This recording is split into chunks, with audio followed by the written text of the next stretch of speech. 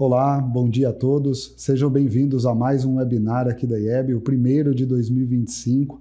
É muito bom estar novamente com vocês, iniciando o ano para trazer aí conteúdo de qualidade para vocês que acompanham a gente. Hoje, comigo está o Gabriel, nosso analista do Price Index, para falar com vocês também um pouco desse mercado. Bem-vindo, Gabriel. Obrigado, Rafael. Bom dia a todos que estão nos assistindo. Sempre um tema muito importante, falar sobre macroeconomia, as perspectivas para esse ano. Então, acho que a gente vai ter um tema bastante rico para a gente abordar aqui ao longo da nossa apresentação. Perfeito. E a gente escolheu, justamente esse tema por conta das incertezas que estão acontecendo no mercado internacional, aqui no Brasil, Então, a gente vai abordar os principais indicadores macroeconômicos da China, da Europa, do Brasil, dos Estados Unidos. No segundo momento, a gente vai falar um pouco de como os conflitos entre Israel, lá na Ucrânia também, podem impactar os principais insumos que a gente monitora no mercado. E depois, no final, a gente vai falar dos produtos propriamente dito. Então, o Gabriel vai trazer aí o que nós esperamos para alguns itens como pneus, alguns serviços, aço. Então, fica com a gente até o final que a gente vai ter bastante conteúdo. E dando início, então, Gabriel, falando um pouco da situação dos Estados Unidos, acho que nessas últimas semanas bastante aí, incerteza em relação ao segundo mandato do Trump, Só que quando a gente vê os Estados Unidos hoje em termos de indicadores, e aí vocês vão poder ver, a gente vê uma taxa de juros sendo reduzida pelo Fed nas últimas reuniões. A gente não sabe exatamente, aí você pode falar um pouco para a gente o que é esperado para esse segundo mandato, esse começo de ano, e também a taxa de desemprego e o sentimento de consumidor, que o desemprego está aumentando, mas mesmo assim o sentimento ali do consumidor continua aumentando também. Sim. Rafa, quando a gente olha para 2024, eu puxo esse histórico quando a gente fala de mercado americano, a gente viu uma taxa de juros que ela foi crescente, ao longo principalmente do primeiro semestre, mostrando um pouco do que foi também o mercado global como um todo. A gente viveu um momento também de incertezas em 2024, um consumo reduzido das principais economias. E quando a gente olha o mercado americano, principalmente no final ali do terceiro para o quarto trimestre e início agora de 2025, a gente vê um posicionamento do Fed muito mais voltado a corte de taxa de juros quando a gente olha no longo prazo. Então, ao longo desse ano fiscal, provavelmente a gente deve ter mais 2 a 3 cortes, dependendo aí de como vai se movimentar a economia. Como você trouxe, a gente vive um momento político diferente dentro do mercado americano. A gente está iniciando uma nova presidência, por mais que a gente já teve um mandato aí do Trump, um novo olhar sobre o mercado americano, vem trazendo muitas especulações. O dólar, o câmbio vem refletindo muito o que é essa situação de mercado. Quando a gente olha o mercado americano, a gente vê uma perspectiva de corte de juros ao longo de 2025, refletindo um sentimento de maior consumo. Você trouxe um pouco aí, o pessoal vai conseguir ver na nossa tela agora, o sentimento do consumidor. O sentimento do consumidor ao longo do primeiro semestre de 2024 também reflete um pouco do que foi a economia americana. Baixo consumo, o petróleo é um dos principais indicadores quando a gente olha a economia como um todo, também refletiu um momento de queda. Claro que a gente teve algumas incertezas no meio do caminho, as guerras aí dentro do conflito do Oriente Médio trouxe algumas oscilações, mas de maneira geral não foi um ano de grande consumo. Isso refletiu diretamente no sentimento do consumidor, não estava havendo tanto esse consumo. Agora, com o corte do Fed iniciando ali no final do quarto tri e prolongando agora provavelmente para 2025, as perspectivas são de um crescimento. A gente vê até na curva que esse sentimento ele já começa a ser traduzido em maiores patamares do que a gente teve, por exemplo, quando comparados a julho. Então, o mercado americano segue mais otimista para esse ano. Então, é uma economia que vai passar por algumas mudanças políticas. A gente viu aí na posse do Trump bastante discursos, sobre algumas mudanças, principalmente de fazer a América grande de novo, como ele trouxe. Isso pode trazer alguns impactos aí, principalmente na inflação. Se a gente olha o histórico do governo Trump, ele sempre foi um governo que ele busca mais o consumo, ele tenta fazer o consumo crescer, alavancando o PIB consequentemente. Então, quando a gente fala de mercado americano, a gente tem que ficar de olho principalmente na questão da taxa de juros e como que a inflação vai se comportar aí ao longo de 2025 e se vai abrir mais margens para o Fed continuar cortando e aumentando esse sentimento do consumidor e o consumo de uma maneira geral. Perfeito. E acho que é importante, né, a gente trazer 2 pontos quando a gente fala dos Estados Unidos. Né? Primeiro é o petróleo, né, e depois a gente vai falar o quanto que o PIB dos Estados Unidos pode crescer ou não crescer agora em 2025, né? Porque como você comentou, a inflação deve ficar mais alta, né, por conta desse consumo mais um pouco maior, né, o próprio Trump, né, fazendo isso acontecer, mas até mesmo o petróleo, né, ele já vem, né, até mesmo no discurso inicial dele, né, na semana passada, trazendo a questão de produzir mais petróleo, levar energia para o mundo, então isso pode impactar muito também no valor do Brent, né, e com isso no preço do diesel aqui do Brasil. Né, ele chegou durante, né, o discurso dele inicial lá estava na casa dos 81 e só durante o discurso já caiu para 79. Isso pode ser um benefício aqui para o Brasil com o petróleo um pouco mais baixo, né? E quando a gente olha o mercado de combustíveis em geral, o Brasil ele ainda é dependente de 30% do volume importado. Por mais que hoje a gente não siga mais a paridade internacional como a gente fazia em anos anteriores, a gente sente muito quando o petróleo tem algum tipo de alteração. E todas essas mudanças políticas, elas mexem diretamente com o preço do petróleo aí negociado em bolsa. Ponto de atenção que a gente fica em relação a como o mercado americano também vai conduzir as relações da guerra da Rússia e Ucrânia, né? O Brasil hoje, grande parte do volume, mais de 50%, tem origem russa, então a gente precisa ver como que vai ser a condução também do Trump às novas taxações que podem ocorrer aí talvez ao mercado russo ou retirar as taxações, ainda está um mercado bastante incerto, mas pode ter impacto direto quando a gente pensa no diesel nacional, né? Então, enquanto a gente for dependente desse volume importado, a gente sempre tem que ficar de olho no petróleo Brent e nas implicações também de qualquer mudança, tanto cambial quanto aí da paridade em relação à importação. Sim, não, é bom, né? Acho que até entrando um pouco mais no produto que a gente acompanha, né? Que é o Brent e o diesel, né? E nas nossas primeiras previsões no começo do ano, a expectativa é que o Brent mantivesse em 2025 na casa dos 74, 75 dólares. A gente mantém ainda mais essa previsão. Só que como você disse, né? Hoje o diesel nacional ele é competitivo porque entra muito diesel russo ainda, né? Só que vem dividindo, né? Nessas últimas entradas que a gente acompanhou, o diesel russo diminuiu bastante a sua participação. Teve muita entrada de diesel ali do Oriente Médio, né, a um preço tão competitivo quanto o da Rússia, e os Estados Unidos ali, né, um pouco por fora com volume. Mas essa divisão, né, de importação de diesel para a gente vai ser importante a gente acompanhar nesse cenário macroeconômico, né, como é que vai ser a relação com o Irã, né, como é que vai ficar a logística ali no Oriente Médio, né, por causa do Mar Vermelho, e se for retirado ou não as sanções sobre a Rússia, né, porque aí ele retorna as exportações ali para a Europa.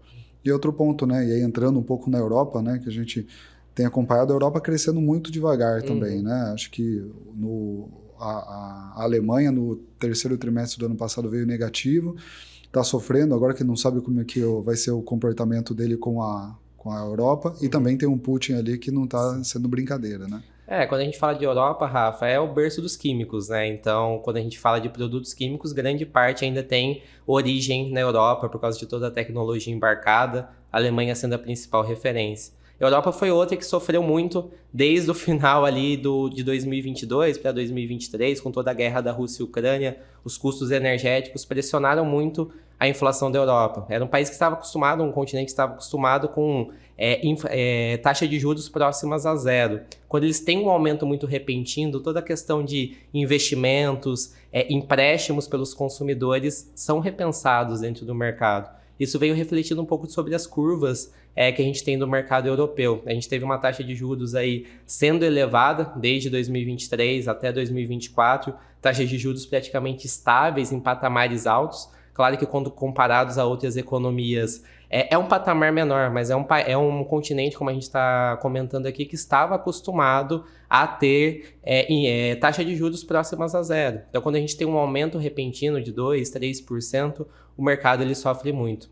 Quando a gente olha a Europa agora para 2025, eles têm um desafio muito grande, que é o crescimento da economia, mesmo aí em ventos adversos. Hoje, o berço, por mais que eles sejam berços dos principais químicos hoje que a gente tem no mercado, o mercado ele se diversificou muito. A gente procurou origens na China, procurou origens na Índia, que vêm sendo principais players quando a gente fala desses mercados, né? Defensivos, químicos industriais. Então, a gente trouxe uma diferenciação de volume muito grande, fazendo com que a Europa perdesse bastante mercado nesses últimos anos. Quando a gente olha para 2025, toda a questão aí, que até a própria eleição do Trump, como que ele vai se relacionar aí com o mercado europeu, traz algumas dúvidas em relação a como que a Europa vai conseguir sair dessa crise. Então, a Europa vem aí com inflações muito baixas, então um sentimento de consumo também bem abaixo do que quando a gente compara em outras economias, e sem grandes perspectivas de crescimento para esse ano. Então, a Europa não tem um cenário macro tão favorável. Então, acho que é um ponto de atenção aí para quem está nos assistindo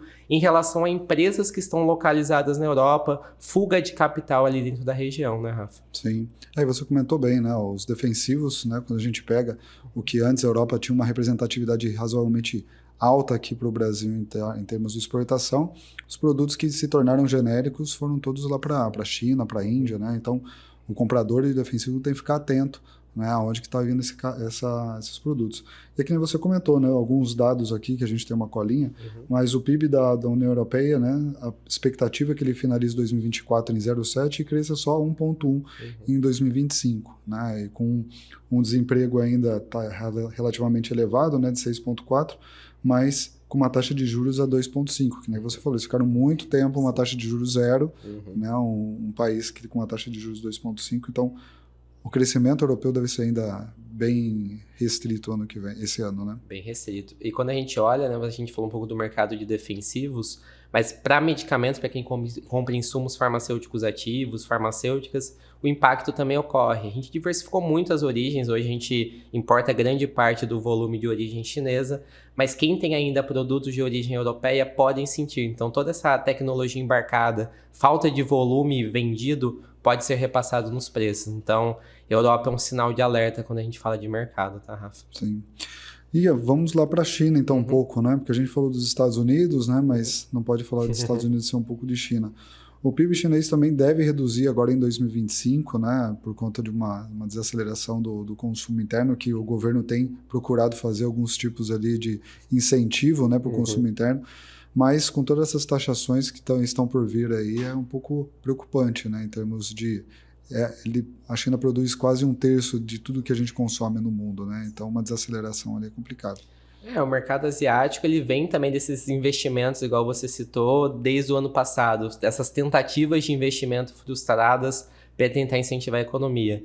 Hoje, como você comentou, o PIB asiático ele é muito dependente ainda da construção civil e sofreram muito com 2024 essa baixa no consumo de aço. A gente vai falar no detalhe um pouco quando a gente chegar na parte de comentar cada um dos produtos, mas é importante entender que a China é muito dependente desse mercado de siderurgia. E quando a gente teve uma redução de consumo, não só a nível nacional, a nível global de produtos oriundos de aço, a China teve um impacto muito expressivo. Então, ela não conseguia competir com o volume interno ele não acontecia, o consumo ali dentro da região. Eles começaram a exportar esse produto a preços muito mais competitivos, o que levou à taxação pelos Estados Unidos, pela Índia, pela Europa, e aqui no mercado nacional não foi diferente. A gente atribuiu uma alíquota aí de 25% para os volumes que excedessem a cota estabelecida para cada um dos NCMs, fez com que a China repensasse o seu modelo de negócio. Eu acho que para 2025 é uma China tentando se encontrar novamente. Até quando a gente olha os dados macroeconômicos, não dá para se duvidar da China. É um país que ainda cresce nos patamares que cresce, mesmo com consumo mais baixo em anos desafiadores. Só que a China é um novo modelo que a gente vê, uma China pensando mais em tecnologia. Então eles estão saindo de produtos, como você pode falar um pouquinho melhor de defensivos, somente de genéricos, e estão embarcando uma tecnologia mais avançada, né, Rafa? Sim, eles deixaram, né, de investir nas moléculas genéricas, né? Eles estão em recém queda de patente, né? Porque eles precisam agregar valor, né? Só que mesmo assim, quando a gente pega a produção, né, de defensivos na China, ela ampliou muito esse ano, né? Porque eles tiveram uma mudança de comportamento em termos de produção, né? Enquanto eles produziam muito ali o defensivo técnico, né, para exportação técnica, o chinês está indo direto ao mercado consumidor, né? Então a gente vê aqui no Brasil várias empresas vindo aqui para o Brasil, né, por conta própria, sem o intermediário nacional, e com isso ele teve que mudar o seu formato de produção para produção formulado, então isso fez um aumento significativo, né, quando a gente pega os dados do governo em termos de produção de defensivo lá na China. Mas sim, né, o governo continua investindo, né, parques fabris gigantescos lá, só que aquilo que você falou, uma nova China, né, porque o mercado chinês ele cresceu por duas vertentes, né? A construção civil e a exportação. Com essas taxações que estão acontecendo a nível mundial para eles, né? De carros elétricos, de outros itens polímeros, né? Acaba fazendo ele voltar para o mercado nacional para consumir, né? Por isso que eles estão tentando diminuir, né? Porque a taxa de juros deles, a previsão é cair, né? Uma leve redução, né? De 3,1 para 3, mas uma inflação de 0,2 para 0,7, né? É esperar que o consumo interno... Esse ponto é importante, Rafa, que quando a gente fala, por exemplo, de China, pensando em 2025, eles têm essas duas barreiras. Então, a gente não vê uma construção civil também decolando no mercado global como um todo. A gente tem taxas de juros muito altas ainda dentro das economias, por mais que são perspectivas de corte. A gente sabe que uma taxa de juros demora para surtir efeito dentro do mercado, tanto uma alta quanto uma queda. Então, o consumo dentro da construção civil, e já trazendo aqui para o âmbito nacional, não deve ser tão favorável como foi em anos anteriores. 2024, a construção civil performou bem, principalmente ali no segundo semestre, mesmo com taxas de juros elevadas no mercado nacional. Ela conseguiu se sobressair, a gente teve programas importantes, como Minha Casa Minha Vida, que trouxeram um subsídio, né, para esse nível de consumo, mas agora a China encontra esses problemas. Então, as duas principais vertentes que ela crescia, como você disse, exportação e construção civil, esse ano ela ainda deve sofrer com barreiras. Então, todas essas barreiras tributárias é importante analisar. A gente viu que dentro do discurso de posse do Trump, ele já citou algumas possíveis taxações dentro do mercado asiático, e com certeza ao longo de 2025 a gente deve ver mais taxações.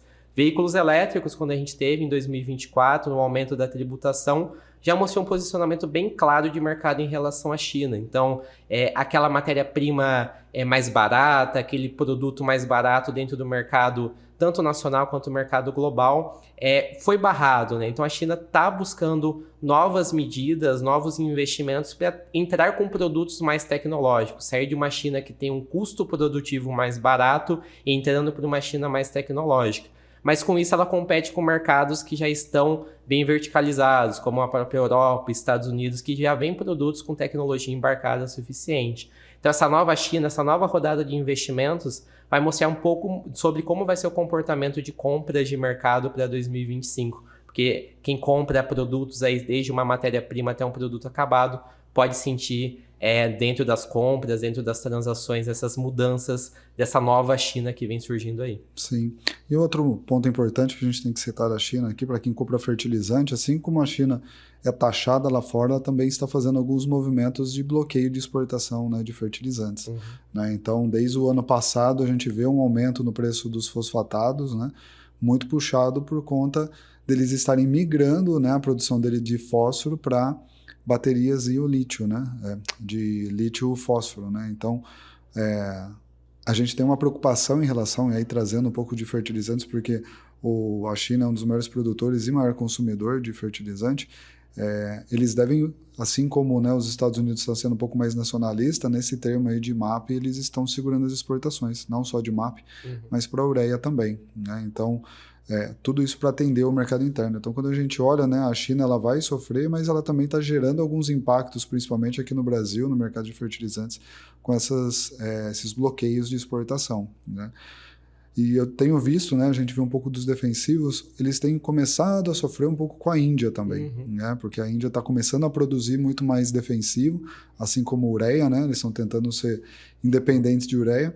E eles estão começando, né, a sofrer com oferta de defensivo da Índia também, né? Então, eles estão com pressão para produzir, mas a concorrência com o país do lado dele ali está alto também. E a Índia, ela vem se destacando muito, né? Não é de agora, de anos anteriores, com uma produção muito elevada. Quando a gente puxa o PMI indiano, ele vem sempre aí acima dos 50 pontos, que indica uma atividade de avanço em relação à economia. Então, eles vêm crescendo a produção mês a mês. Isso é muito influenciado por custo produtivo mais baixo. Assim como a China, de anos atrás, possuía um carvão cada vez mais competitivo, um custo energético mais barato e agora eles estão vendo toda a questão de ESG, toda a política de diminuição de produção utilizando essa matéria-prima fóssil, a Índia não. A Índia vem num crescimento muito forte com a commodity. Então, esse custo produtivo mais barato vem sendo interessante para as empresas migrarem. Então, a gente vai ver muito ao longo de 2025 e acredito que ao longo dos próximos anos, empresas que estavam elencadas ali em Europa, Estados Unidos e até a própria China migrando para a Índia, tá? Porque eles têm um custo produtivo mais barato. Então, quando a gente fala de empresas comoditizadas, como a própria empresa de fertilizantes e defensivos que estão começando a crescer na Índia, a gente vê um impacto muito expressivo. E quando a gente fala de China, Rafa, até para a gente comentar aqui com quem está nos assistindo, é importante a gente falar da questão do frete, né? O frete foi impactante quando a gente olha 2024, mas para 2025 a gente já vê uma perspectiva de menores patamares. Aí se você pudesse comentar um pouquinho para a gente. O frete deve dar um leve aumento, acho que a gente vai até comentar um pouco mais à frente, mas o frete pode aumentar um pouco agora, porque o pessoal está ansioso, né, que esses aumentos de taxação que possam acontecer. Então, sim, né, os defensivos sofreram muito em 2024, não só defensivos, né, grande parte das exportações da China por conta de bloqueio no Mar Vermelho, né, mudança de rota. Para 2025, a gente entende que os patamares vão estar um pouco mais baixos, mas a tendência ainda é de aumento, né? Porque a China vai querer exportar, a China vai querer colocar produtos para fora, né? A gente só precisa ver como essas taxações dos Estados Unidos com outros produtos, a gente não vai ter uma ruptura da cadeia logística novamente, né? Porque se a gente lembrar, durante a pandemia, nós tivemos aumentos significativos, né, do frete e agora, né, por conta de uma ruptura da cadeia de suprimentos.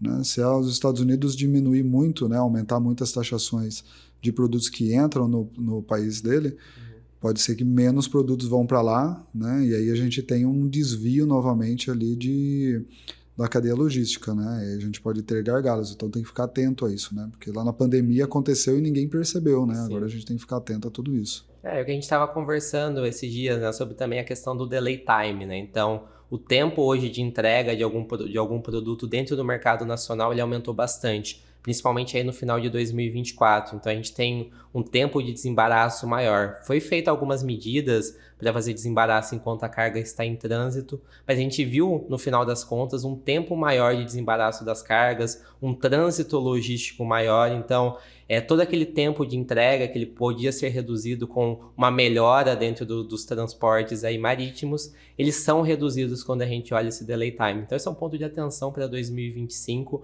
o tempo de desembaraço de algumas cargas. Então, planejar a importação muito bem, o período de compra vai ser essencial. E até o movimento que você comentou de alta ao longo desse primeiro trimestre já é um indicativo, né, desse consumo crescendo. Então, tem que olhar no detalhe, porque essa antecipação de volume, claro que gera muita especulação de mercado, mas aí pode gerar fretes mais caros, né? Claro que não nos mesmos patamares que a gente viu para o frete container, por exemplo, no ano anterior, $12 mil, nada em relação a isso, mas a gente pode ver fretes mais caros aí no início desse primeiro trimestre, né? Então é importante, para quem estiver negociando algum produto de importação agora nesse primeiro tri, atenção ao preço dos fretes que eles podem onerar aí a cadeia. Perfeito.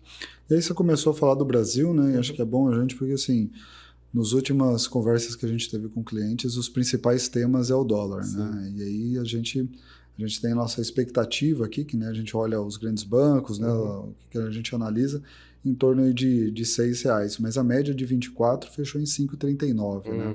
Então isso vai impactar a inflação, vai impactar em tudo, né?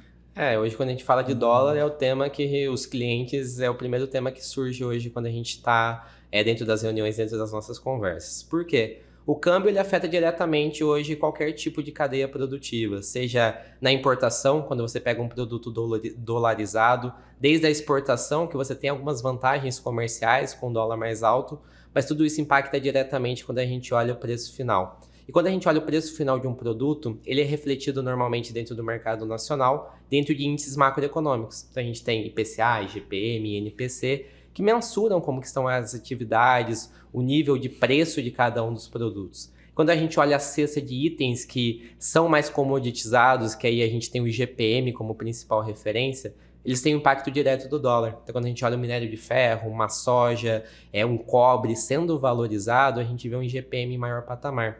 Então, como a gente veio de 2024, um IGPM ao longo do primeiro semestre acumulado ainda negativo, para esse ano a gente não vai ver esse cenário. A gente vê já um IGPM muito acelerado, acima dos 6%, dentro do último dado realizado agora em dezembro, mas a gente vê um IGPM crescendo mês a mês até o final de 2025. Então, até uma das nossas recomendações aqui, para quem está nos assistindo, é evitar contratos utilizando o IGPM como base de reajuste, porque ele deve onerar aí cargas muito maiores quando a gente olha em relação ao INPC e ao IPCA.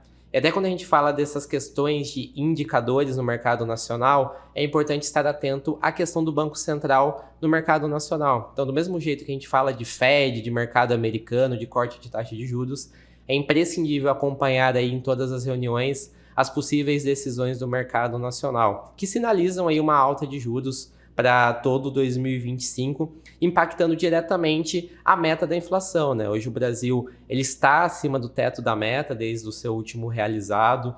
A meta, para quem não sabe, é um acordo estabelecido aí dentro do Banco Central, onde a gente não deve ter uma inflação superior a 4,5%. Então, quando o mercado começa a sinalizar uma possível alta, o Banco Central vem com esse aumento de taxa de juros, impacta diretamente aí no mercado de consumo. Uma taxa de juros maior diminui a quantidade de empréstimos e consumo no cenário nacional. Então, quando a gente olha por essa ótica de taxa de juros e inflação, a gente deve ter um consumo reduzido esse ano. A gente deve ter taxas de juros mais elevadas e uma inflação tentando manter dentro do controle e dentro do teto da meta, mas que deve gerar grandes desafios aí para quem contrata serviço, mão de obra, onde o principal indicador são exatamente esses índices, né, Rafa? Sim. E olhando aqui as previsões, né, elas não são muito otimistas, né? A inflação deve ter fechado a média ali de 2024 em 4,89 e a expectativa é que ele se mantenha acima dos 4,5, quase 5 em 2025, né? Mesmo a taxa de juros podendo bater 15%, né? Então,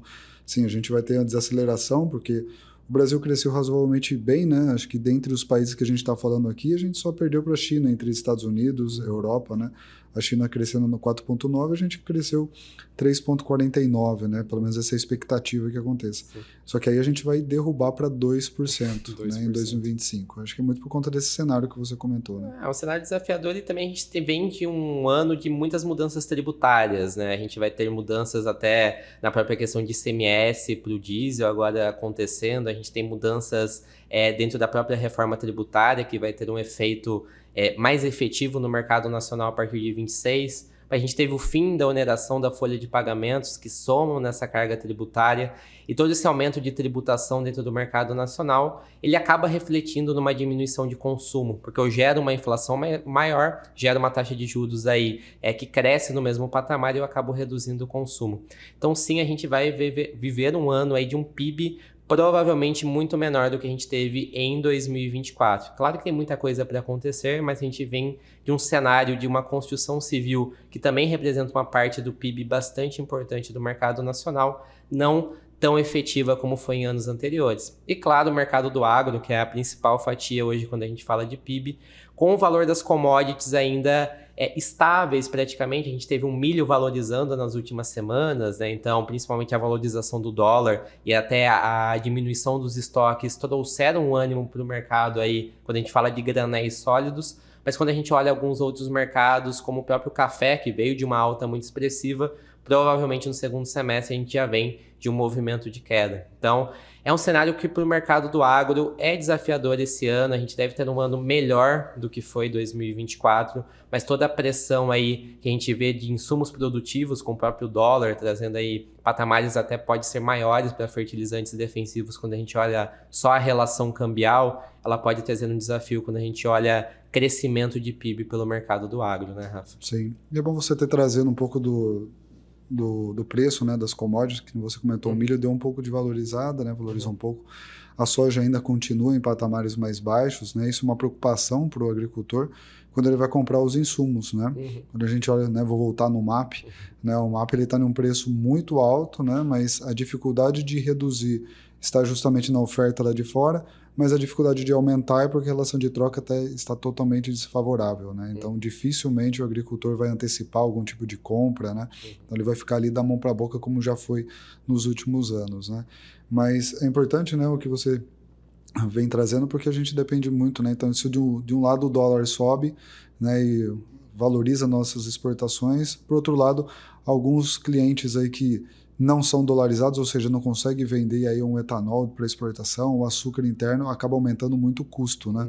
Então, nesse momento de fazer o orçamento, né, a nossa recomendação é ficar próximo da equipe financeira, né, para não ter susto lá na frente de um dólar vai ter 6,40 e ter, sei lá, metade da sua carteira com uma porcentagem relativamente alta de insumos dolarizados, né? Com certeza. A nossa recomendação é principalmente ficar de olho no dólar, né? Então, por mais que você tenha a questão de exportação, você tem um dólar favorável dentro da sua balança comercial dentro da sua empresa, o dólar ele ainda acaba sendo um vilão para a gente quando a gente olha em questão de insumo. A gente é dependente dentro da cadeia, independente da empresa, do segmento, seja segmento industrial, segmento do agronegócio, a gente vai acabar sendo impactado. E o dólar, a gente vive essa pressão e deve continuar vivendo essa pressão ao longo de 2025. Então, ponto-chave é a atenção ao dólar, contratos fixados em dólar também é um ponto aí de atenção caso você tenha dentro da sua empresa. Sim. Aí um outro último ponto, né, que no Brasil a gente tem que olhar a dívida, né, pública que está bastante elevada, né, o ano passado a gente sofreu um pouco, parece que o governo ainda não tomou uma decisão clara de como vai ser o pagamento, né, abater esse déficit público, né, e isso pode gerar ainda mais incerteza ali para o segundo semestre, né, em termos de vamos pagar a dívida, não vai, como é que a gente vai cortar gasto, como é que a gente vai aumentar, né, o faturamento, a arrecadação, eu vou arrecadar mais e aumentar mais ainda a inflação, né, então isso impacta tudo, né, na taxa de câmbio e na inflação no final das contas. A dívida pública até foi um tema bastante comentado, né, no ano passado como um todo, porque o Brasil vive esse crescimento de uma dívida pública acima do PIB. Quando a gente olha outros países que, como o próprio Estados Unidos, possuem aí um endividamento de 123%, 133%, só que o Brasil não tem o mesmo percentual econômico do que um país americano, do que um país europeu. Então, é um cenário de atenção para 2025, porque esse endividamento público gera tributação. Então, para aumentar o arrecadamento, para aumentar aí a balança comercial, ficar positiva, a gente pode ter aumentos de tributação, mudanças de impostos. Então, isso é o cenário para 2025. A gente deve ter muita mudança fiscal. Então, atenção, igual você comentou, fica de olho no financeiro, fica de olho junto com o seu time fiscal, porque ali você pode ter alguns ganhos também e até evitar alguns tipos de reajustes positivos, dependendo do tipo de setor. Legal. Bom, acho que a gente falou aí dos 4 principais mercados, né? Brasil, Europa, Estados Unidos, China, muitos desafios. Mas vamos voltar um pouquinho do que a gente enxerga, talvez, para o próprio a posse do Trump, né? Que a gente conversou bastante, alguns clientes, né? O que pode impactar na cadeia deles, né? Muitas coisas a gente já citou aqui, né? Algumas tarifas, né? Mas dentro dos insumos, né, dos nossos clientes, quais você entende aí que vai ter um impacto mais significativo, né? Quais, né, podem ter um impacto mais significativo? Hoje, quando a gente fala de Trump, a gente tem que pensar principalmente na questão de taxação. E quando a gente fala de taxação, a gente fala de uma diminuição do consumo americano para alguns produtos. Então, eu posso citar o exemplo do aço. Hoje, os Estados Unidos já tem uma taxação grande em relação ao mercado de siderurgias, mas caso ele aumente esse percentual aí dentro do mercado americano, a gente vai gerar uma sobreoferta no mercado asiático, que como a gente comentou no início aqui da nossa conversa, já não vem de um consumo exagerado, um consumo crescente em anos anteriores. E essa sobreoferta pode gerar uma pressão no mercado nacional. Então a gente pode voltar a importar mais aços, assim como a gente iniciou 2024 aumentando o volume de importação, as taxações elas podem não ser mais tão efetivas, a gente pode ter uma inundação dentro do mercado de aço. Isso é positivo, pensando para quem compra esse produto, porque gera uma competitividade maior dentro de mercado. Outro ponto importante é a questão de semicondutores, né? Os Estados Unidos ele ainda é um grande importador de produto asiático, então, por mais que sinalize algumas taxações, ele não consegue taxar todo o mercado asiático. Então, o mercado de semicondutores ele deve vir muito aquecido para 2025, assim como veio já para 2024.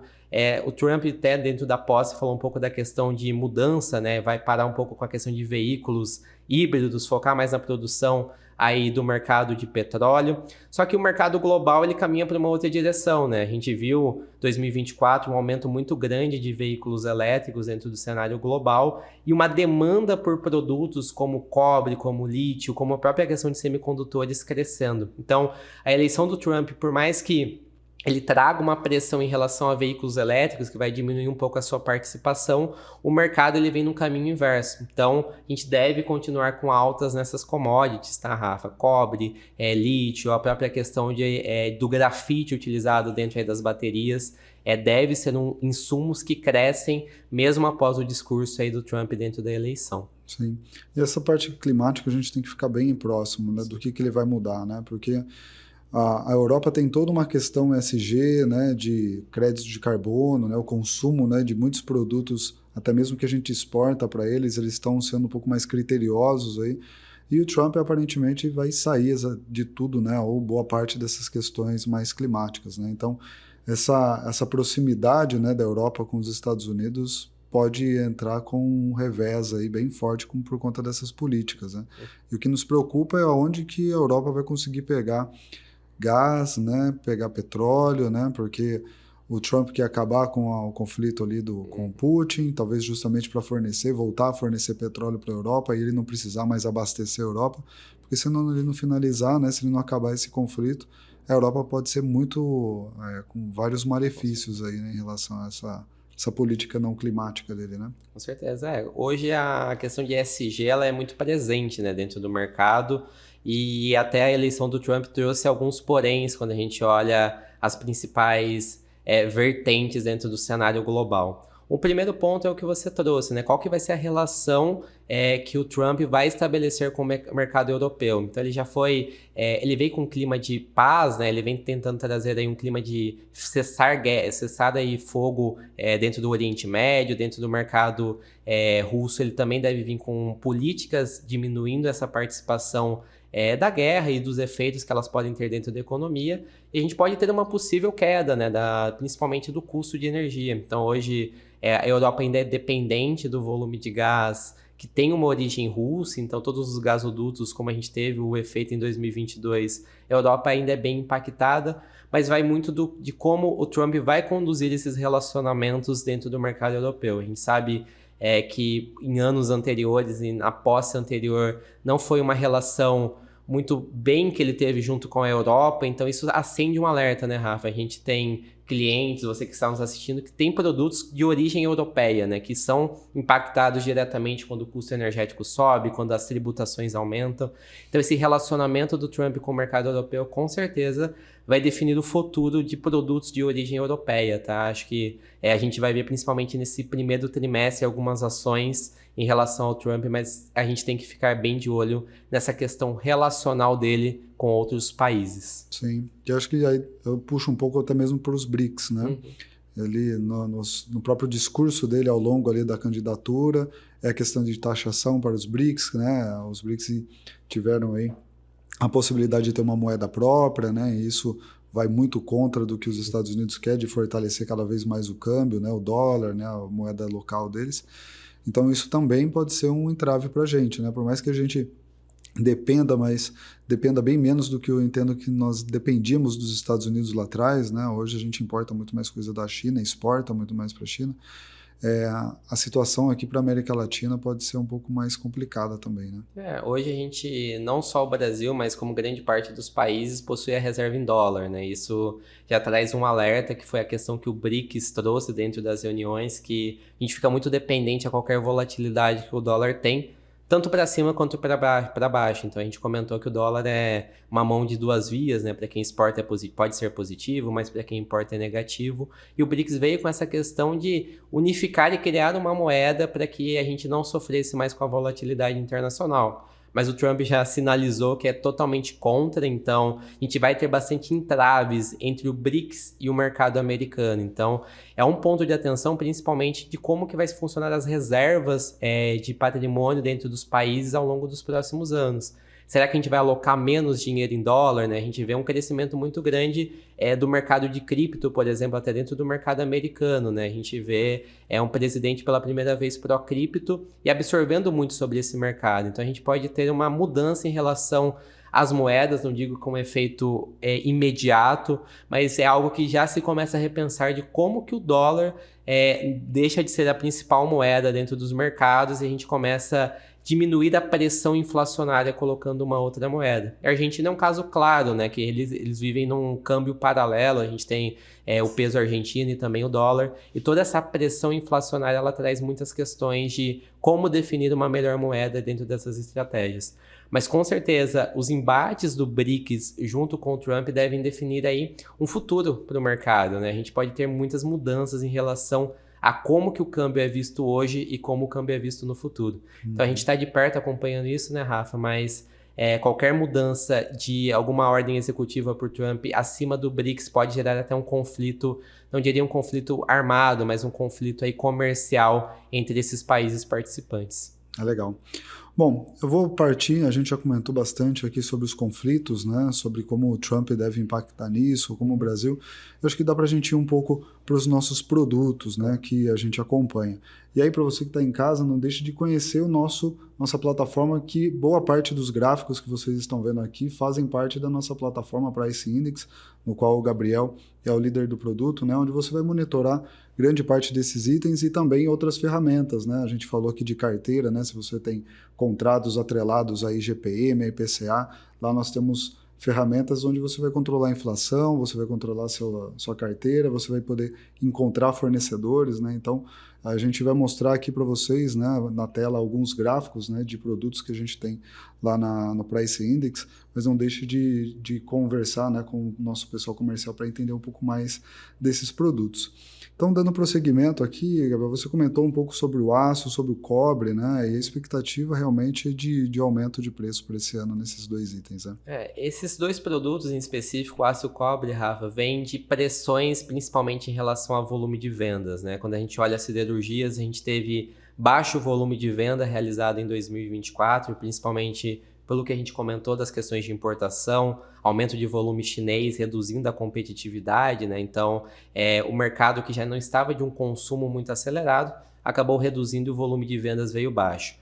Para 2025, a gente inicia o ano com commodities em menores patamares, o minério batendo aí $100 a tonelada, o carvão também não apresentando grandes crescimentos. Isso traz um custo produtivo mais baixo, que leva até uma margem aí maior para as negociações. Só que quando a gente olha o posicionamento das siderurgias e os aumentos das taxações sobre as importações, dificilmente isso aconteça para esse ano. A gente deve ver margens maiores em cima de produtos de siderurgia, inclusive para quem já negociou o produto no início do ano, pegou reajustes próximo a 6%, 7%, que era um pouco do que a gente estava prevendo dentro do Price Index, principalmente relacionado a reposicionamento da margem dentro das siderurgias. A gente não deve ter um ano de grande volume de vendas para produtos siderúrgicos, mas a margem deve ser o principal fator que vai trazer esse produto para cima.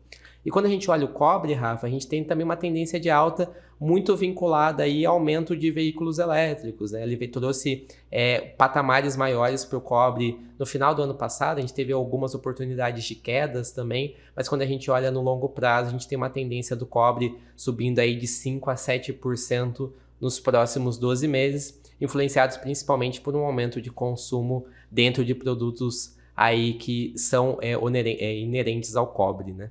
Entendi. E voltando um pouco no aço, como é que estão as cotas, né? Porque foram colocadas cotas, né, de importação, né, por causa dos preços bastante reduzidos lá da China. Essas cotas elas se mantêm ainda para 2025? As cotas se mantêm até abril, então foi uma portaria do GSEX instituída em abril do ano passado e permanece até abril desse ano. Porém, as cotas elas funcionam no formato de quadrimestre. Então, para quem está nos assistindo, basicamente a cada 4 meses essa cota é resetada e o volume é contado novamente. Então, quando foi instituída a cota, a gente teve um volume de importação crescente. Então, o mercado seguiu no sentido inverso do que o GSEX esperava. Então, a gente não teve uma diminuição de importação no início, Rafa. A gente teve um crescimento de volume importado. Então, o preço do aço despencou mais ainda de abril a junho. Só que quando a gente vê agora, no final do ano, que bateu o último quadrimestre, né, que a gente deve ter o último quadrimestre até abril, a gente já está batendo a cota. Então, a gente está batendo 85, 74. As cotas são divididas por NCM, né, são mais de 12 NCMs taxados. Grande parte aí do mercado de aço. E a gente já está batendo cotas próximo dos 100%. Então, as oportunidades para aço importado, elas também reduziram. Então, além desse aumento de margem, a competitividade que o aço asiático trazia para o mercado nacional não deve acontecer ao longo de 2025. E o ponto de atenção é que a Klabin abriu essas cotas, mas provavelmente o mercado deve ainda aumentar essas taxações pelo menos até o final do ano fiscal. Interessante. E o cobre, né, é importante, né, porque a gente acompanha dentro lá do Global Fert, a gente acompanha o sulfato de cobre, né, e é um produto que nós temos uma produção nacional suficiente até para atender o mercado doméstico, mas a gente fica muito dependente do LME, né, a referência do cobre, né, e acho que está bem em linha com o que você comentou, né, vai depender muito de China, se vai consumir. No ano passado nós tivemos algumas paralisações de produção aqui na América Latina, né, de cobre, algumas greves, né, e aí isso impacta muito em boro, em cobre, né, então para esses produtos, né, se você tem cobre e boro, né, no portfólio, além de olhar a China, além de olhar a LME, tem que olhar um pouco de como está a produção aqui no Chile, no Panamá, né, o Panamá, a gente vai falar um pouco de Panamá ao longo de 2025 por conta do Trump, em termos de tomar posse de novo ou não, mas o cobre realmente é um item que deve apontar para cima. Quando a gente olha energia elétrica, né, a gente está numa redução, a laninha veio, né, mas não veio tão forte quanto esperado, ela já deve estar indo embora, né, mas mesmo assim as chuvas ali no centro-oeste, né, aqui no sudeste, e principalmente lá no sul, né, que está prejudicando bastante lá a região novamente do Rio Grande do Sul e Santa Catarina, tem contribuído para uma energia um pouco mais competitiva, né? Rafa, até quem contratava bastante energia no mercado PLD ano passado sofreu, principalmente no segundo semestre. Então, produtos que tinham contratos vinculados à própria energia, como gases industriais, gases medicinais, tiveram altas bem expressivas, acima dos 20%.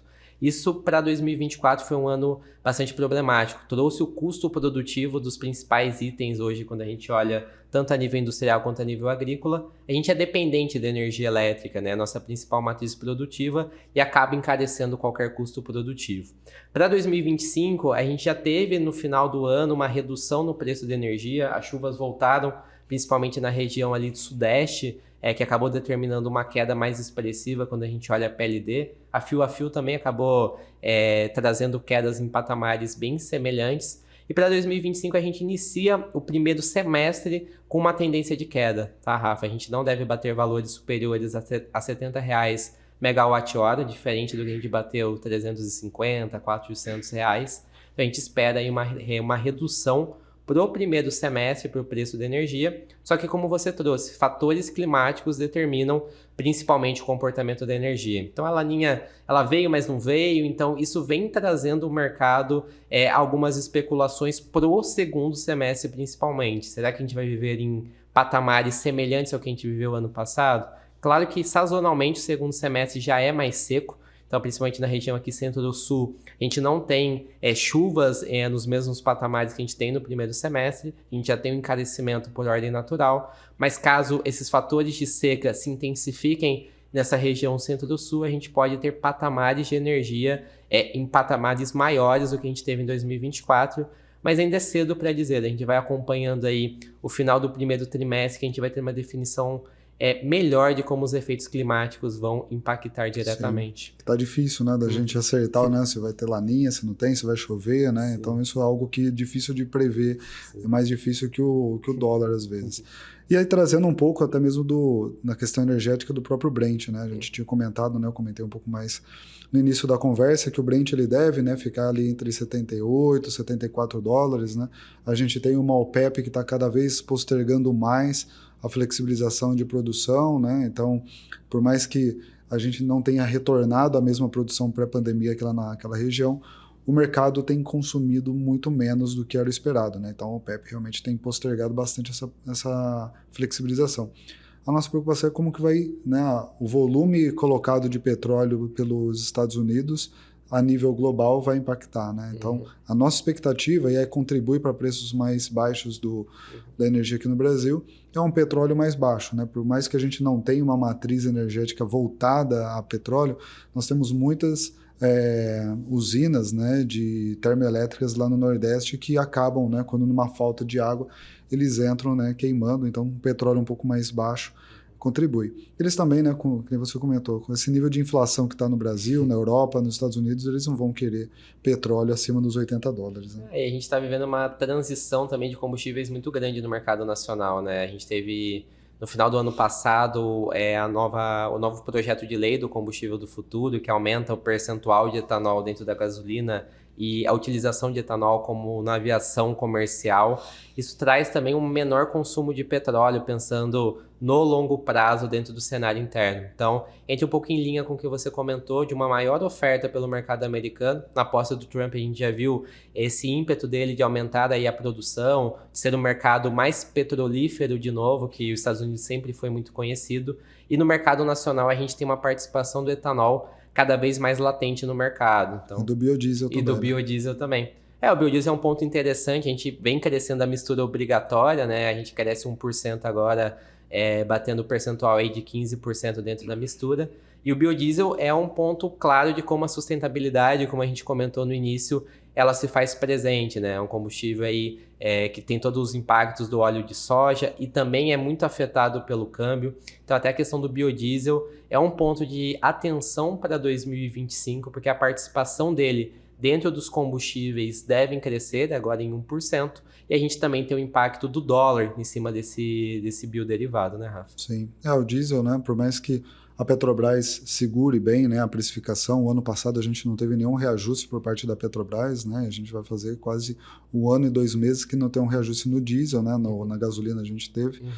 Mas ele segurou bem. O problema é que nesse momento, né, a diferença entre o diesel importado e o diesel nacional beira quase R$1, né? Então ele impacta no diesel importado. Então, né, os clientes que tiverem, né, a fórmula paramétrica com uma porcentagem de diesel importado deve impactar. E que nem você falou, né, biodiesel também acaba levando em consideração o câmbio. E continuando aí essa parte mais de produtos à base de petróleo, né, a gente tem os polímeros, né, tanto o polietileno, polipropileno e a própria borracha sintética, né, que também deve sentir aí algumas elevações por conta do câmbio, mas não tanta pressão pela matéria-prima. Tanto que em conversa com os nossos clientes a gente sempre fala sobre o futuro do mercado de polímeros, né.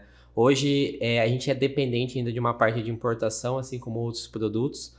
Principalmente aí dentro do mercado, a gente tem o Golfo Americano, a fonte Houston e a fonte Ásia também dentro das origens de importação. A gente viveu um segundo semestre de bastante altas, né? A gente teve todas as questões climáticas no mercado americano, tornados que reduziram a capacidade produtiva e uma antecipação do volume pelo consumidor. Isso trouxe o preço de polímeros, Rafa, no final do ano passado a patamares maiores. Quando a gente olha o início de 2025, a gente teve uma normalização. Os efeitos climáticos eles apresentaram uma redução, o preço do polímero apresentou uma leve retração dentro do mercado, mas quando a gente olha no acumulado 12 meses, e você que está nos assistindo deve ter passado por isso, os patamares variam entre 6% a 8% de reajuste. Então, para quem está negociando polímeros agora, a gente está nesse patamar de 6,2% a 8,1%, dependendo do tipo de polímero, PVC, até a própria questão do polietileno e do polipropileno. Isso vem pelas altas do segundo semestre. Quando a gente olha só nos últimos 2 meses, a gente apresentou uma retração em torno de 3,5% a 4%. Isso vem só para reajustar o mercado após esses efeitos climáticos. E quando a gente olha no longo prazo, né, Rafa, você comentou um pouco do Brent estar mais estável esse ano, aí perto dos $80. Os polímeros também devem seguir aí um pouco mais estáveis ao longo do primeiro semestre, com um crescimento mais expressivo a partir do segundo semestre. Por quê? Muito relacionado à demanda. A demanda de polímeros, principalmente, cresce no segundo semestre. E lembrando que no segundo semestre a gente tem uma possibilidade maior de corte de taxa de juros nas principais economias que consomem o produto. Destaca a Europa, destaca a própria Estados Unidos e até a China devem ter um consumo maior do mercado de polímeros. Então, atenção a contratos no segundo semestre que devem ser impactados diretamente aí pela alta do consumo, tá bom? Legal. E aí, para finalizar, né, a gente falando um pouco de frete, né, tanto frete marítimo, frete rodoviário, acho que o marítimo a gente já deu uma pincelada lá atrás, né, tem muitas questões políticas, né, que possam impactar aí. O Panamá, né, a gente não tem nem muito o que falar, né, mas tem que ficar atento, né, o quanto que os Estados Unidos vai querer realmente buscar de volta, né, o estreito ali e restringir a passagem de navios chineses, né? Mas e o frete rodoviário, né? O que a gente está vendo para 2025? Rafa, frete rodoviário é um pouco do que você trouxe do diesel, né? A gente tem hoje uma paridade, se a gente fosse olhar que a gente tem uma margem para reajuste da Petrobras no mercado nacional. E ano passado a gente teve uma exportação muito baixa quando a gente fala de granéis sólidos. Hoje, para você ter ideia, granéis sólidos representam mais de 60% do volume exportado do Brasil. Então, soja, milho, trigo, eles trazem aí grande parte da representatividade quando a gente fala de fretes. E ano passado a gente teve uma movimentação muito baixa desse segmento. A gente não movimentou tanta soja, tanto milho, porque o mercado internacional estava com consumo menor. Para esse ano, com a valorização do dólar e possíveis consumos do mercado asiático com os investimentos que serão feitos, a gente deve ter um crescimento dentro do volume exportado. Então, quando a gente olha na questão do frete origem, para quem está exportando esses granéis, a gente deve ter uma tendência de alta. Então, uma contratação maior desses fretes nesse curto período. Quando a gente olha o frete retorno, para quem está trazendo fertilizantes, por exemplo, a gente pode ter movimentos de queda, principalmente no primeiro tri.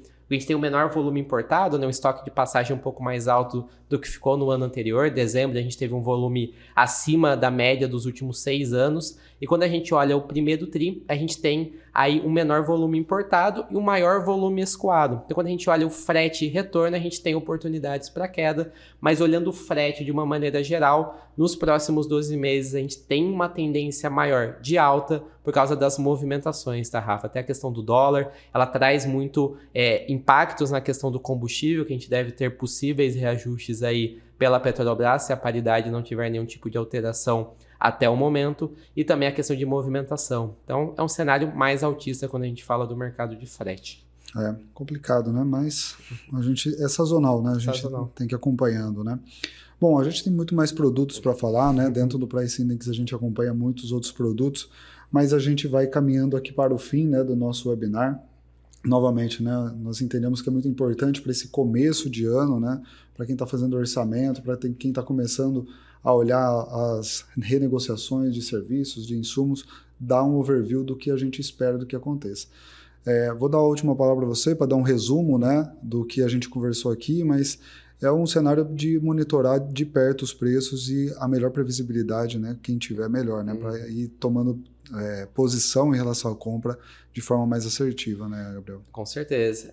O recado que eu quero deixar para quem está nos assistindo é que esse ano ele já começa mais movimentado do que o início do ano anterior. Então, até a eleição do Trump, mudanças aí políticas, elas trazem grandes desafios quando a gente pensa na cadeia de suprimentos. A gente tem uma tendência de alta para grande parte dos produtos, outros a gente tem oportunidades dentro de mercado, mas foi um pouco do que você falou, ir monitorando, contrato a contrato, produto a produto, e sempre ter esse acompanhamento em relação ao mercado, que isso é imprescindível. Entender qual que é o seu posicionamento atual de compras, estou me posicionando bem, eu devo fazer um contrato, antecipar volumes, isso se torna imprescindível quando a gente fala de 2025, é o planejamento utilizando a inteligência a seu favor.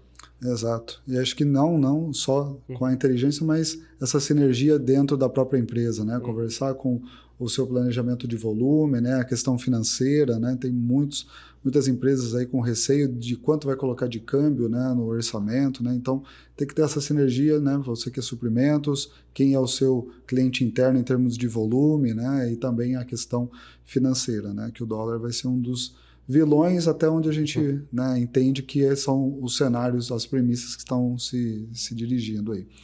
Gabriel, obrigado novamente pela sua participação, sempre bom estar com você aqui para a gente conversar sobre macroeconomia. Obrigado a todos vocês que mantiveram aí com a gente até o final do webinar. O webinar vai estar disponível, né, para todo mundo, né, para quem não conseguiu assistir. Então agradeço aí a sua participação e vejo vocês no próximo webinar que deve acontecer aí nos próximos meses. Um abraço, até a próxima.